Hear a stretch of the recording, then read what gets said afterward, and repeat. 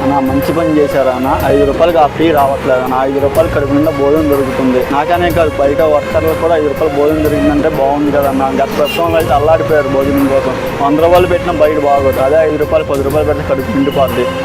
బయట వర్కర్లకైనా కార్మికులకైనా అదే కదా కావాల్సింది. మనం గవర్నమెంట్ అన్న క్యాంటీన్ తీసేసింది, మళ్ళీ గవర్నమెంట్ వచ్చిన తర్వాత మళ్ళీ పేదవాళ్ళు ఇబ్బంది పడకూడదని 5 రూపాయలకి పొద్దున టిఫిన్, మధ్యాహ్నం భోజనం, రాత్రి భోజనం ఏర్పాటు చేయడం మీకు ఎలా అనిపిస్తుంది? మంచి ప్రభుత్వం అన్న. ఇలాగే ఇంకా వచ్చే సంవత్సరం వచ్చి కూడా ఇలాగే ఉండాలి. 5 సంవత్సరాలు కూడా బాగా చేస్తున్నారు అన్న. ఎందుకంటే 5 రూపాయలు కడుపు నిండా భోజనం దొరుకుతుందంటే మంచిదే కదన్నా.